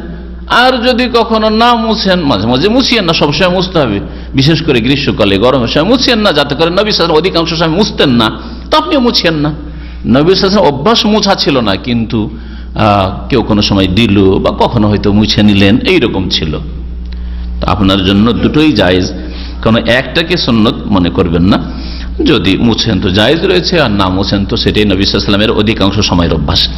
ওয়া কানা ইউখাল্লিলু লাহিয়াতাহু আহইয়ানান ওয়া লাম ইউআযিব আলা যালিকা, দাড়ির খেলাল, দাড়ি যদি বিশেষ করে একটু ঘন থাকে, এই ক্ষেত্রে আমাদের দেশের মুরব্বীরা একটু বাড়াবাড়ি করে, দাড়ির খেলাল না করলে হয়। দাড়ির খেলালি শুধু না, ঘন দাড়ি হলেও পানি পৌঁছাতে হবে না, এমন এত জটিলতা না ইসলামে। নবী করিম সাল্লাল্লাহু আলাইহি ওয়াসাল্লামের দাড়ি কিন্তু ঘন ছিল, পাতলা দাড়ি ছিল না, আর অল্প এইটুকু দাড়ি ছিল না, ফুলমুখে দাড়ি ছিল এবং ঘন ঘঙ্গরুলো দাড়ি ছিল। তারপরে রাসূলুল্লাহ সাল্লাল্লাহু আলাইহি ওয়াসাল্লাম সবসময় দাড়ির খিলাল করতেন। খিলাল বুঝেন তো? খিলাল মানে হচ্ছে হাত ঢুকানো, এই যে এটা হচ্ছে খেলাল, বুঝতে পেরেছেন? আপনার দাঁতের যে গোস্ত বা ময়লা বের করেন, খড়ি ব্যবহার করেন, ওটাকে খিলাল বলছেন না? খিলাল কেন বলছেন? কারণ দাঁতের ফাঁকে ফাঁকে ঢুকাচ্ছেন, সেই জন্য ওর নাম খিলাল। হাতের ফাঁকে ফাঁকে ঢুকালেন খিলাল, দাড়ির ফাঁকে ফাঁকে ঢুকাচ্ছেন, এটা খিলাল। চুলের ফাঁকে ফাঁকে ঢুকাচ্ছেন, খেলাল। ওই রকমই দাঁতের ফাঁকে ফাঁকে ঢুকছেন, ওটা খেলাল বলছেন, দাঁতের খড়িকে। তো বলছেন যে ওয়াকানা ইউখাল্লিলু লাহিয়াতাহু আহইয়ানান, কখনো কখনো রাসূলুল্লাহ সাল্লাল্লাহু আলাইহি ওয়াসাল্লাম নিজ দাড়ির খিলাল করতেন। ওয়ালাম ইউআজিব আলা যালিকা, কিন্তু এটা সব সময় করতেন না। তাহলে অনেক সময় তিনি কি করতেন? খিলাল করতেন না দাড়ির খিলাল করা জরুরি নয়। ওয়াকাযালিকা তাখলিলুল আসাবি, হাতের এই যে আঙ্গুলের ভিতরগুলো এগুলো একেবারে ভিজানোর জন্য এই রকম করতে হবে আর কচলাইতে হবে, না এটাও নেই, এত জটিলতা ইসলামে নেই। নবী সাল্লাল্লাহু আলাইহি ওয়াসাল্লাম ওয়াকাযালিকা, অনুরূপ তাখলিলুল আসাবি, আঙ্গুলের খিলাল করা নবী সাল্লাল্লাহু আলাইহি ওয়াসাল্লাম কখনো করতেন আর কখনো করতেন না। ওয়ালাম ইয়াকুন ইউহাফিজু আলাইহি, এটা সব সময় করতেন না, যে এটা সব সময় হেফাজত করতেন, খেয়াল করতেন, এরকম করতেন না। ও আম্মা তাহরিকুল খাতাম, হাতে যদি আংটি থাকে আংটিটাকে একেবারে হিলাইতে হবে, ঝাঁকানি দিতে হবে, এইরকম করতে হবে না, এটা না। এই মর্মে যে হাদিসটা আছে বলছে ফারওয়িয়া ফিহি হাদিসুন দাঈফুন, আংটিটাকে সরাইতে হবে যাতে ওই জায়গাটা ভিজে, এই মর্মে যে হাদিসটা এসছে বলছে হাদিসুন দাঈফ, দুর্বল হাদিস। সেজন্য আংটি যদি পরেন আপনি তো পানি দিলে পানি পৌঁছে যাবে, আর একেবারে প্রতিবার আপনাকে আংটিটা সরাইতে হবে আপন জায়গা থেকে আর ভিজাইতে হবে, এরকম কিছু নয়। জি, এই ছিল উযু সম্পর্কে লেখকের আলোচনা, যা আপনাদের সামনে পেশ করলাম। আর আশা করি আমাদের সময় হয়ে গেছে। এরপরে আলোচনা আছে মোজার উপরে মশার সংক্ষিপ্ত আলোচনা, তাই আমাদের আলোচনা আছে ইনশাআল্লাহ তাআলা। আগামীতে এই আলোচনাগুলি করা যাবে, কথা লম্বা না করে। আল্লাহ পাক যেন আমাদের নেক আমলে তৌফিক দান করেন, গুনাহ খাতা মাফ করে দেন। আর আল্লাহ পাক রব্বুল আলামিন যেন নবী করিম সাল্লাল্লাহু আলাইহি ওয়াসাল্লাম সম্পর্কে জানার, তার আদর্শ সম্পর্কে জানার, তার জীবনী সিরাত সম্পর্কে জানার আল্লাহ পাক আমাদের তৌফিক দান করেন এবং তা অন্তর থেকে মেনে নেওয়ার তৌফিক দান করেন, বিনা বাড়াবাড়িতে আর বিনা ঘাটতিতে, বিনা গোড়ামিতে আর অন্য কারো তরফদারি পক্ষপাতিত্ব না করে রাসূলুল্লাহ সাল্লাল্লাহু আলাইহি সাল্লামের হাদিস মোতাবেক, আদর্শ মোতাবেক জীবন যাপনের তৌফিক দান করেন। আল্লাহ পাক অন্তর থেকে মেনে নেওয়ার তৌফিক দান করেন। নবী করিম সাল্লাল্লাহু আলাইহি সাল্লামের শাফাআত আল্লাহ পাক যেন দান করেন। আল্লাহ পাক রব্বুল আলামিন আমাদের সকলকে যেন জান্নাতুল ফিরদাউস দান করেন। সুবহান রাব্বিকা রাব্বিল ইজ্জাতি আম্মা ইয়াসিফুন ওয়া সালামুন আলাল মুরসালিন ওয়ালহামদুলিল্লাহি রাব্বিল আলামিন। টুপির মশা চলবে না, পাগড়ি বাঁধা থাকে সেই জন্য। হ্যাঁ, রুমালও চলবে না, এতেও চলবে না, এটা ওই পাগড়ি নয়। যেখানে মাসার কথা বলা হয়েছে সেখানে একটু কষ্ট আছে খুললে, সেই জন্য। পাগড়ি যদি খোলা হয় আবার বাঁধা অনেকের জন্য জটিল, অনেকে নিজে বাঁধতেই পারে না, হয়তো কারো কাছে বেঁধে নিয়েছে পাগড়ি, হ্যাঁ, অথবা বাঁধতে আবার ঝামেলা, হ্যাঁ, একটু কষ্ট করে বেঁধেছি আবার খুলে দেবো, এই জন্য এখানে ছাড় দেওয়া হয়েছে। মোজা খুলবো, ধুইবো, আবার ঢুকাবো, কাজ তাড়াহুড়া আছে, এমার্জেন্সি আছে, অথবা এই ভিজা পায়ে আবার মোজাটা পরে নিলে গন্ধ তাড়াতাড়ি ছড়িয়ে যাবে, বিভিন্ন কারণ আছে। যেখানেই ইন্না মাল উসরি ইউসরা, এক কথায় কোরআনের আয়াত, যেখানেই কঠিন সেখানে আল্লাহ সহজ করেছেন। আর টুপি খুলে নেওয়া কঠিন নয়, আর পরে নেওয়া কঠিন নয়, তাই না? এইরকম শেমা গুত্রা যেটাকে রুমাল বলছেন, এটা খুলে নেওয়ার পরে নেওয়া কঠিন নয়, এটা সহজ। সুতরাং এইসব ক্ষেত্রে না যুক্তিতে জায়েজ, না হাদিস দলিলে জায়েজ, যে আপনার রুমালের ওপর অথবা টুপির ওপর অথবা শীতকালে যে টুপি, এই টুপির ওপর মাসা করে না, জায়েজ নাই, জায়েজ না। খালিদিনা ফিহা, জাহান্নামীরা জাহান্নামে থাকবে, জাহান্নামীরা জাহান্নামে থাকবে চিরকাল। মা দামাতিস সামাওয়াতু ওয়াল আরদ, যতদিন আসমান জমিন থাকে। আসমান জমিন মানে দুনিয়ার আসমান জমিন, এই এখনকার না, হ্যাঁ, আসমান জমিন তখনকার আল্লাহ পাকের আসমান জমিন, হ্যাঁ, মানে চিরকাল, এক কথায়। ইল্লা মা শা রব্বুক, তবে তোমার রব যদি চান বা যা চান। এর মানে এই নয় যে এমন একটা সময় আসবে যে জাহান্নামী শেষ হয়ে যাবে, জাহান্নামকে আল্লাহ নিভিয়ে দেবেন, আর জাহান্নামী কাফেরকে, ইহুদি নাসারাকে, মুশরিককে, পত্তলিকে আর কবর মাজার পূজারীকে উঠিয়ে জান্নাতে দিয়ে দেন, এটা নয়। এটা দুই একজন এইরকম স্কলার এর আগে এইরকম কথা বলে নিজেরা গুমরাহ হয়েছে আর অনেককে এইভাবে গুমরাহ করেছে, এটা তাদের বড় ভুল হয়েছে। যদি ওর মধ্যে কিছু বিশিষ্ট ব্যক্তিরা আছে, তাদের আকীদার ক্ষেত্রে এই বড় গলত হয়ে গেছে। শুধু ইল্লা মা শা রব্বুকাতে ধোঁকা খেয়ে গেল। ইল্লা মা শা রব্বুক, তাহলে আল্লাহ বললেন কেন? যেখানে জাহান্নাম চিরকাল থাকবে আর জান্নাতও চিরকাল থাকবে। তবে কোন মুসলিম তৌহিদের উপর যদি থেকে থাকে, হ্যাঁ, আর ঈমান নষ্ট না করে থাকে, চিরকাল জাহান্নামে থাকবে না, এটা ঠিক। কিন্তু কাফেরের জন্য, নাস্তিকের জন্য, মুসলিম জন্মসূত্রে কিন্তু বড় শিরক করে মরেছে অথবা ইসলাম ভঙ্গ করে নষ্ট করে মরেছে, হ্যাঁ, তাহলে সে চিরকাল জাহান্নামে থাকবে। জাহান্নামও চিরকাল থাকবে, কোনোদিন ধ্বংস হবে না, আর জান্নাত কোনোদিন ধ্বংস হবে না। তবে প্রশ্ন থেকে যায় ওই দুই একজন স্কলারদের যারা এর আগে এরকম ভুলের শিকার হয়েছে, যে তাহলে ইল্লা মাশা রব্বক, তবে তোমার রব, হে মোহাম্মদ তোমার রব যদি চান, তোমার রব যদি চান মানে জাহান্নাম নিমিয়ে যাবে, এটা তো বুঝাই না। তোমার রব যদি চান এই জন্যই বলা হয়েছে যে আল্লাহ পাকের ইচ্ছার বিরুদ্ধে কিছু হইতে পারে না।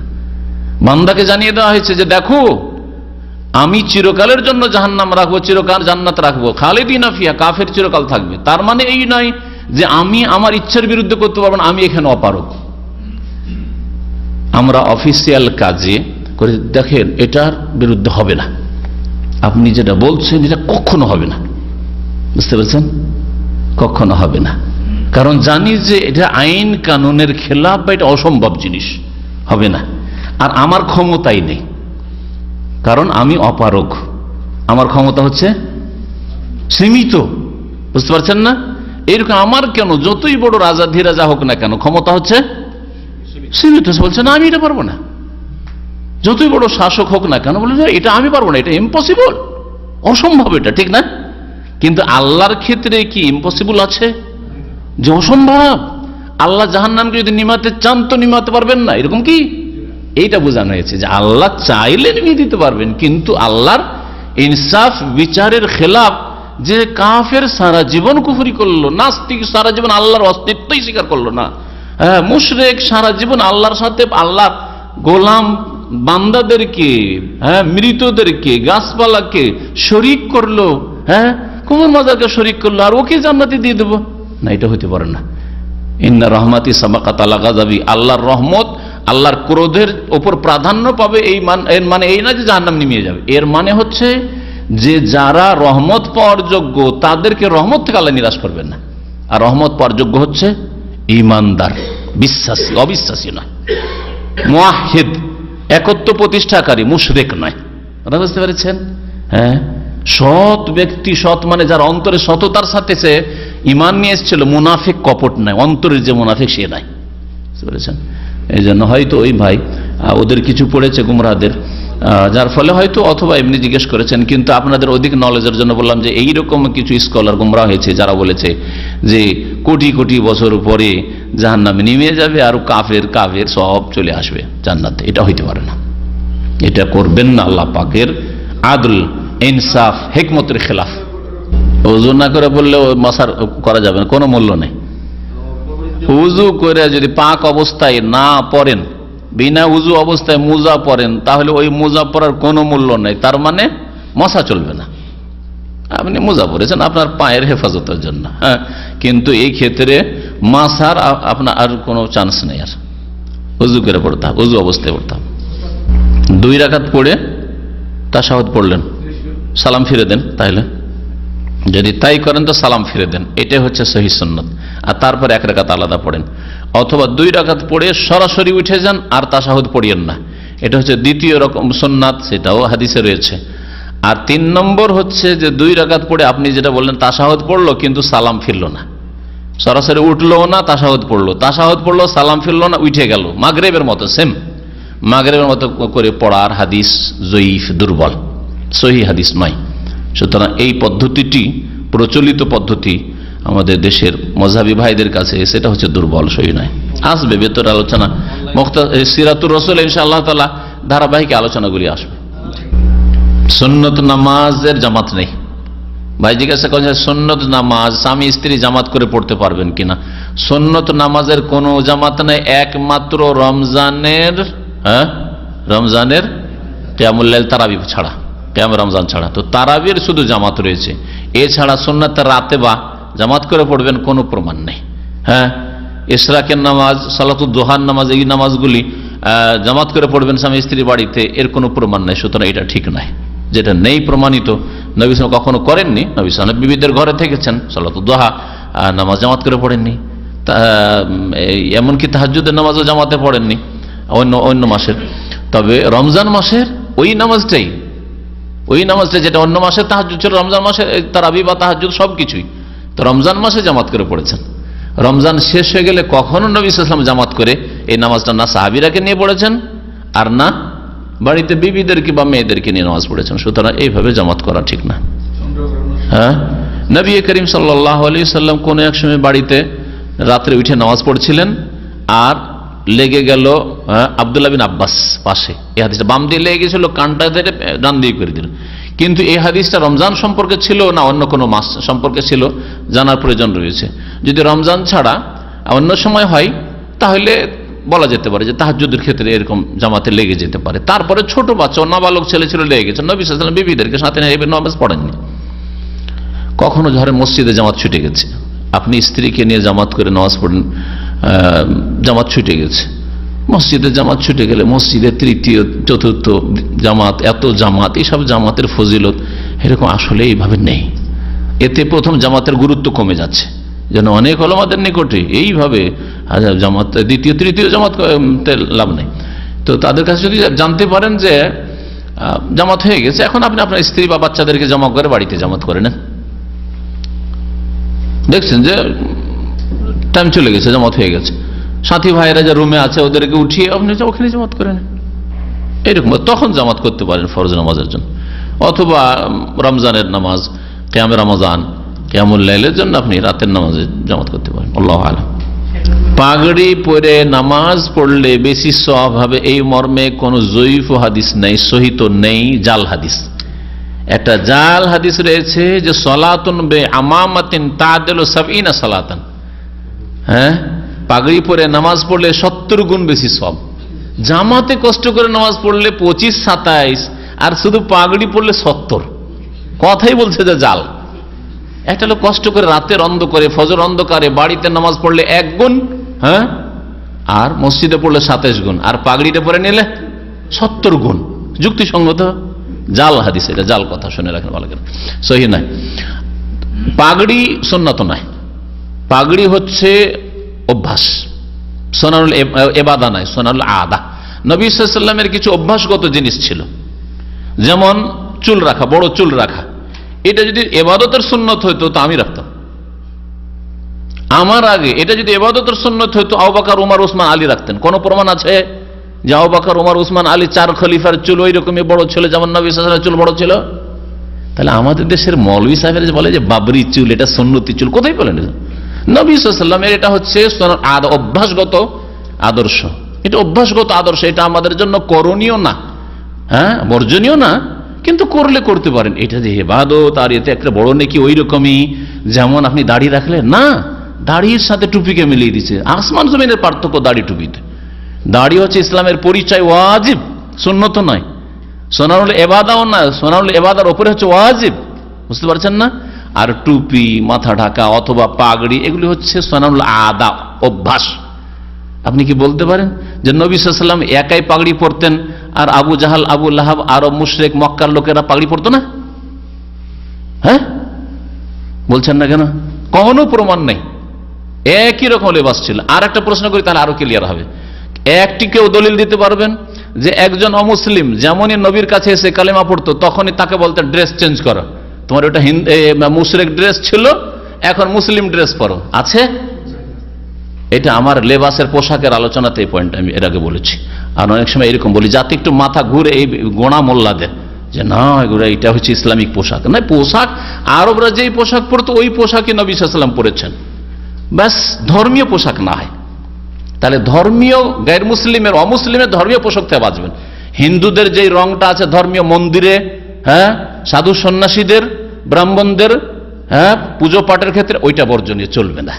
খ্রিস্টানদের ওই রকম যদি বিশেষ পোশাক থাকে, তাদের ওই যারা ধর্মগুরু অথবা তাদের যারা মানে চার্চের সেবক সেবিকা, তাদের না, ওগুলো পোশাক চলবে না, ওটা চলবে না, ধর্মীয় পোশাক হয়ে গেল ওইটা, বুঝতে পেরেছেন? কিন্তু বাকি পোশাকের ক্ষেত্রে শরীয়তে অনেক স্বাধীনতা রয়েছে, অনেক স্বাধীনতা রয়েছে। টাকনার উপরে কাপড় থাকতে হবে, অমুসলিমদের মতো না হয়, মহিলার মতো কাপড় না হয়, পাতলা না হয় যাতে লজ্জা স্থান দেখা যায়, আর রান যাতে না খুলে যায়, নাভির নিচে না নেমে যায়, পড়েন আপনি। টাইট না হয় একবারে যে নামাজ পড়তে এসে রুকুতে কষ্ট হচ্ছে। এই 6টা 7টা শর্ত রয়েছে লেবাস, ইসলামিক লেবাসের জন্য, পুরা করে দিলে ইসলামিক লেবাস হয়। বুঝতে পেরেছেন? জি। দিতে হবে, কোনো পার্থক্য নেই যে কলমা পড়তেই চেঞ্জ। ওমর যেদিন কাফের ছিল আলাদা পোশাক ছিল, যেমন এই কলমা পড়লে অ্যাড্রেস চেঞ্জ করো, করেন না? আমরাও করি না, এখানে কলমা পড়ে, হ্যাঁ খাতনা করে, এখানে খাতনা ইসলাম, বুঝতে পেরেছেন? কিন্তু কখনো বলি না যে তুই হিন্দু ছিলি এখন মুসলমান হলি সুতরাং তোর প্যান্ট শার্ট চেঞ্জ কর না। হ্যাঁ, প্যান্ট শার্ট না পাক তাহলে ধুইতে হবে, বুঝতে পেরেছেন? জি। ধর্মীয় পোশাক থাকলে ছেড়ে দিতে হবে। মহিলাদের পোশাক পরে আছে, ছেড়ে দিতে হবে। মহিলাদের মতো চুল লম্বা করে আছে, কেটে ফেলতে হবে, হ্যাঁ কেটে ফেলতে হবে।